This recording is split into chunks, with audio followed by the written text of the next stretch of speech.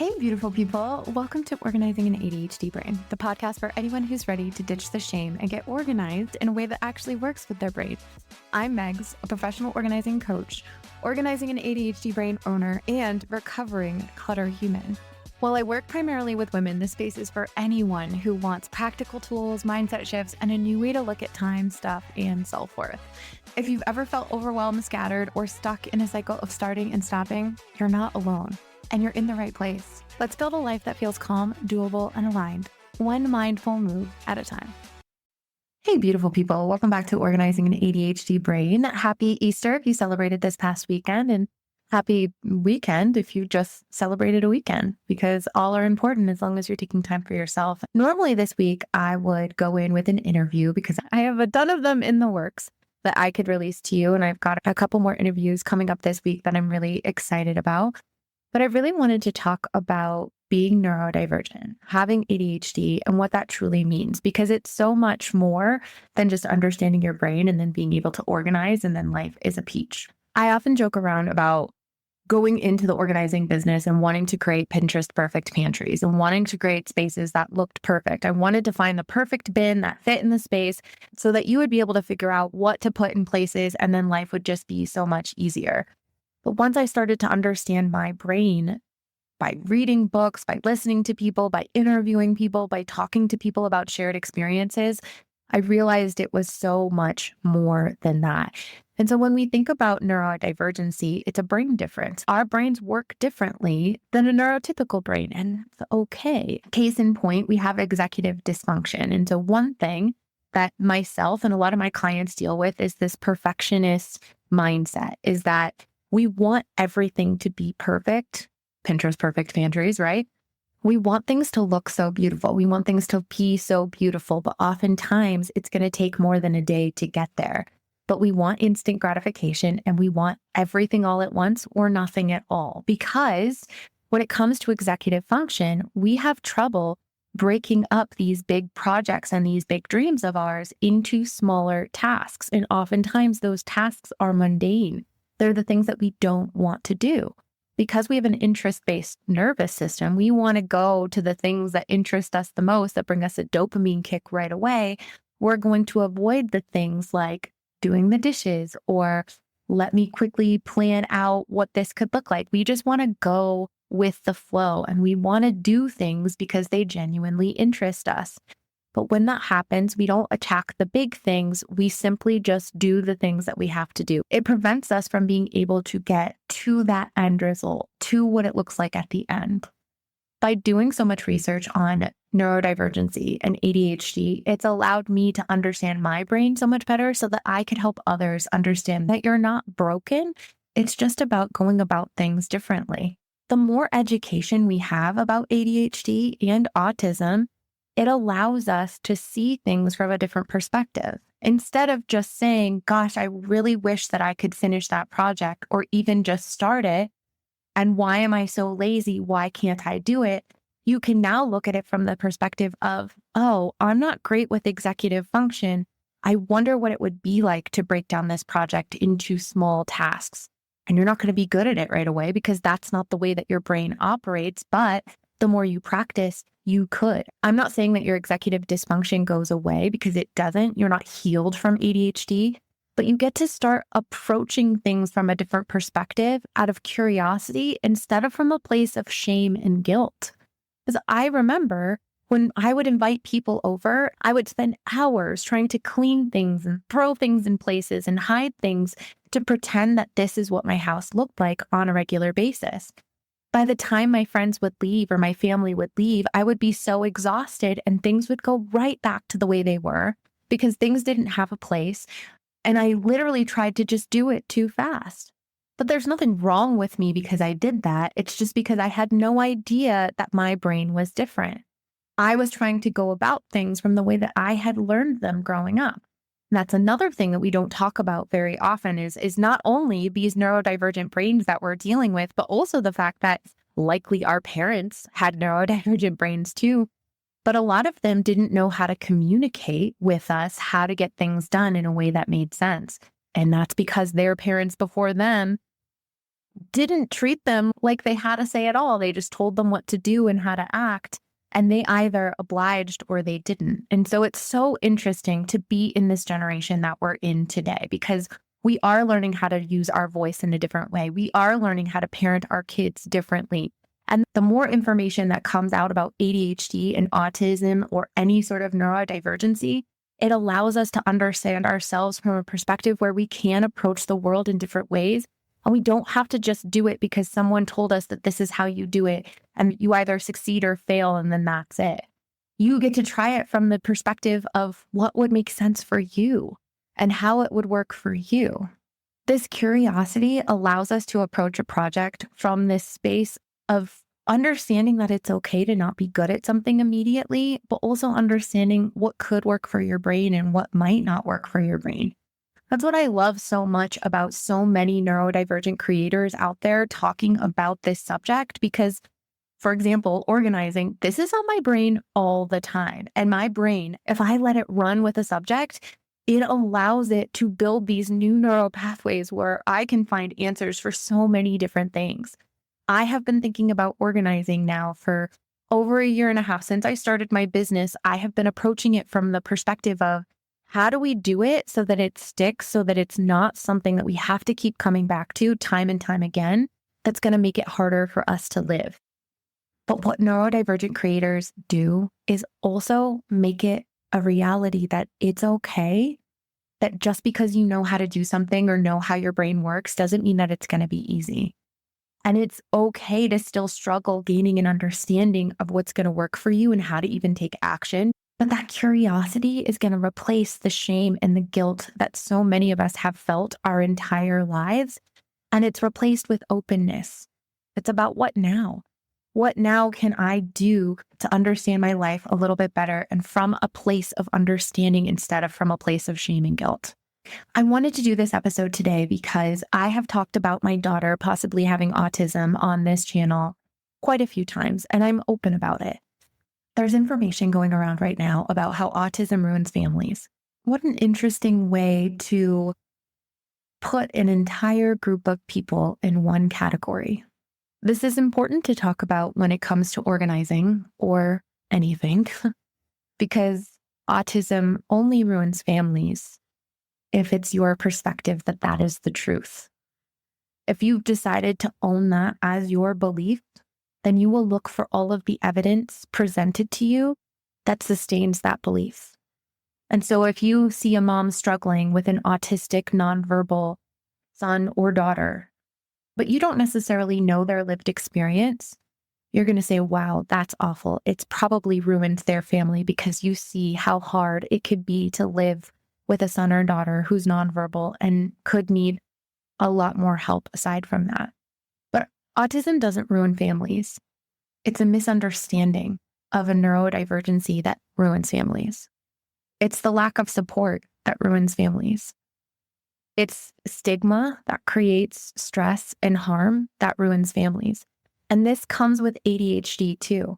I was just in a community decluttering last week, and there was a young man who was talking about whether or not he discloses that he has ADHD as he's going to apply for new jobs.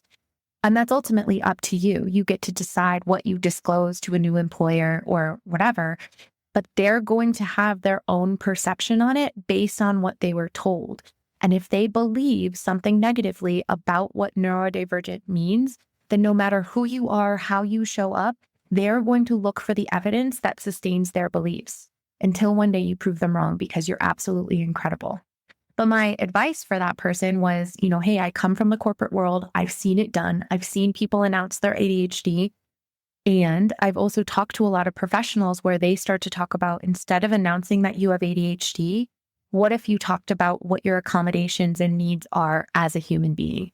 What if you went into the workplace and simply said, hey, I need noise canceling headphones, and that's going to help me work best. Is that something that you can accommodate for me?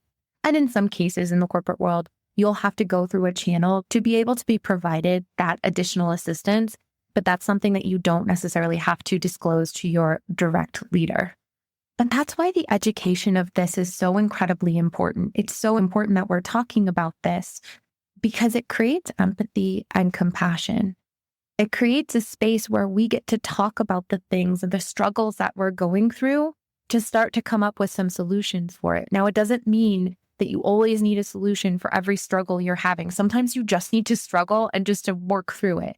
And that's okay, right? Sometimes, even myself, as I'm continuing to organize my home and declutter and let go, I do still struggle. There are some days where I even look at myself and I'm like, who am I to go and talk about organizing? Because I'm still struggling, right? But that's the lived human experience. We're not made to not struggle. We're made to struggle through and then share the experiences of how we've come out on the other side. And so I'm here to tell you that I have failed a ton of times, but I've failed enough to say that my mistakes have taught me who I am and how I can show up today so that I can teach you and I can help you understand your own lived experience to find the solutions that make sense for you. So coming back to my 6-year-old, I've suspected that she's on the spectrum. She doesn't like cracks in her clothes. She's very specific about her clothes. We buy her leggings, but if the leggings don't fit a specific way and even the seam goes a specific way, then they will not work. We have to donate them. She will not touch them again. And then if her pants flare out or if they're tight on her ankle, she has to have specific shoes. She's very specific about the type of socks that she wears. She is very specific about what her wants and needs are, and she knows when something feels good and she knows when something does not feel good. In the autism community and ADHD in general, we talk a lot about tantrums. That's something that's happened a lot. I suspect she's on a spectrum, but in order for us to get a diagnosis, it's $2,000. So if she is autistic, then I'm really proud of her resilience and uniqueness. And also, over the last month and a half, she's probably watched The Sound of Music, I think 25 times. I'm not over-exaggerating. She can recite every single song. That girl probably knows that movie better than I do, and it is my favorite movie growing up. I used to watch it with my mom. Those things indicate to me that she is on a spectrum of sorts. And so if she isn't, say she isn't on the autism spectrum whatsoever, learning about autism through neurodivergent parenting groups have helped me feel seen in a way that I've never felt seen as a parent before. It helped me understand that these lived experiences that I have with my own daughters are not unique to me. They've helped me understand that there's different ways of going about it than simply just putting a child in timeout or telling them that they need to suppress their feelings when they're having a temper tantrum when they don't know what to do with them. But by understanding some of these unique needs of my daughters, I've been able to show up as a parent in a completely different way than I ever knew. We are doing this incredible service to our kids by learning a little bit more about it now. And this directly relates to organizing because we were never taught. If you're in a space right now where your clutter is all over the place and you don't know where to put things, it's because you were never taught. It's not because your brain is broken. It's because you were never taught how in a way that makes sense for your brain. And so when it comes to handling my kids and their neurodivergence, I think it's fascinating because I first started to learn more about my kids and how to parent a little bit differently through Mindful as a Mother. I found them on TikTok. They've been on the podcast, and I'm also in their membership group because I learned so much about how to parent in a different way, and it allows me to come up with different ways to parent them too. So again, as far as the diagnosis goes, I'm not putting a label on my kids, except that I am. And what it's done for me is it's allowed me to show up as a completely different human being because I've learned so much more about what their needs are, and honestly, about what my own darn needs are. The nervous system and how we react to certain things, especially clutter and our own organizing methods, is another thing I'll talk about in an episode soon. It's a thing that I want to highlight, and I want to give you some of the tools that I like to use with my own clients and some of the things that I'm developing.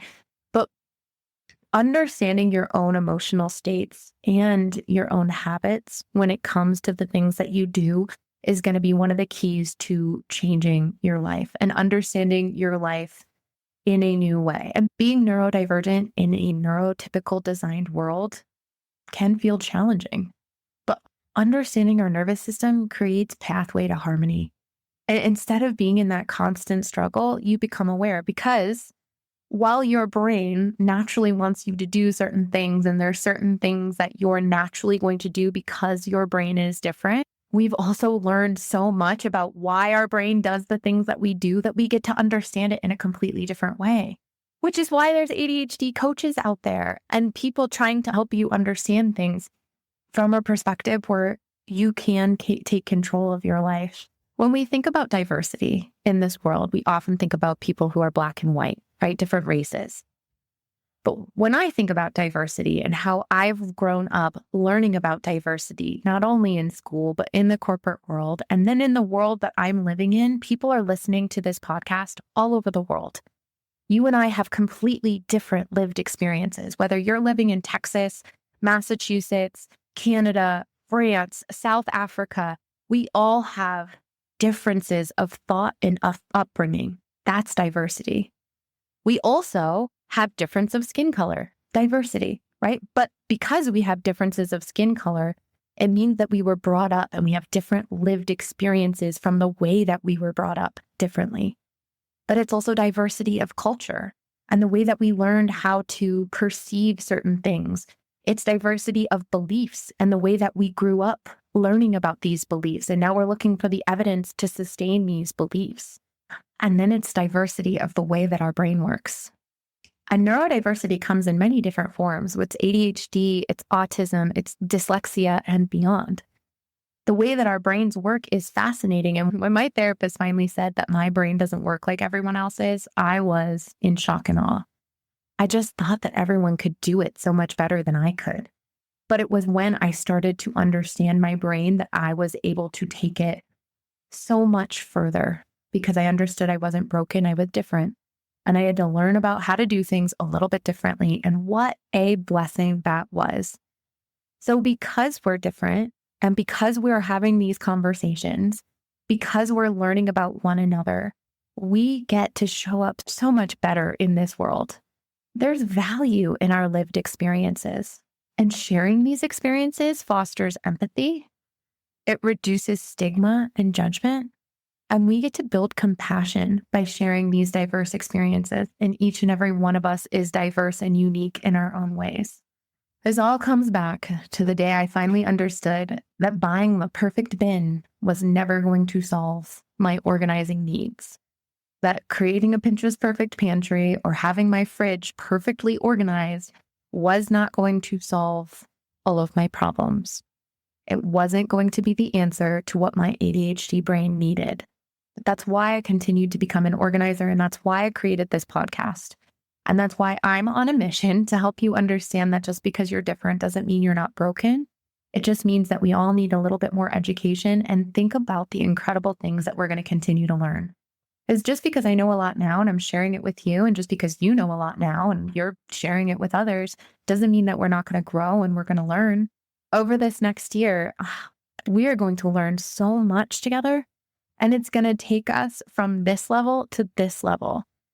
Because that's the way that information is being delivered to us in this world. It is so rapid, so fast paced. So if we know something one day, we're going to know something totally different the next day. Something I'm really proud of over the last year and a half is I've been able to embrace myself in a way that I've never embraced myself before. Some know it as masking, right? We act a certain way in front of a group of people because we know it's going to make them happy. But what about us? I know using my voice makes me incredibly happy, and I'm so proud to come to you and share with you what I feel on a regular basis and how things can change in your life if you start to believe in yourself a little bit more and understand that you're not coming from a place of laziness and ditching the shame. I'm always striving to learn about my ADHD brain more because it allows others to do the same. And I'm going to be honest, I've thought about getting an autism diagnosis. I've thought about looking into that. But it's so expensive. As I've learned to understand myself, I've learned to understand my brain so much more. And if I can do it, so can you. But not because it's easy, because knowing yourself deeply makes change possible. It allows you to say, okay, instead of making other people happy, what is it that I want? What is it that would make my life easier? If you're navigating your own neurodivergency and you don't necessarily know how to communicate it with others, send them this podcast. Maybe it could help them open their eyes a little bit more. But I would encourage you to then also approach your loved one's neurodivergency with openness, curiosity, and compassion. Because there's so much that we can learn from our kids and from other people in our families who are open to learning more as well. If this resonated with you at all, it would mean the world to me if you wanted to reach out and share your own story, or if you had any questions about why I've shared this episode today. On that note, I hope you have an incredible week. I am working right now on transitioning my membership, which is the Organizing an ADHD Brain membership, over to a platform called Circle. It looks to be so much more ADHD friendly based on the research I've done. And my good friend Russ from the ADHD Big Brother hosts his platform there. And I really, really like it. May 1st will be your chance to join the membership again, get some group coaching, meet other people who are also trying to get decluttered and understand their darn brains in a way that works for them, but also have time to body double and have time to get to a decluttering session with a group of people who are also making the decision to get decluttered, and we'll do it together. There's so much power in community when it comes to being neurodiverse because you get to understand that you're not alone in this. And when I first started to understand that, it made a world of a difference. If you are interested in coaching, I have some really cool new opportunities coming up on May 1st as well. Right now, my program is 90 days, but I also know that doesn't work for everyone in their budget. And so I've created some smaller programs to be able to work with me. So that way, if you can't commit to the 90 days, I'm here for you. And I've got some support that could fit you exactly where you are. Thanks for tuning in. I'll see you next week.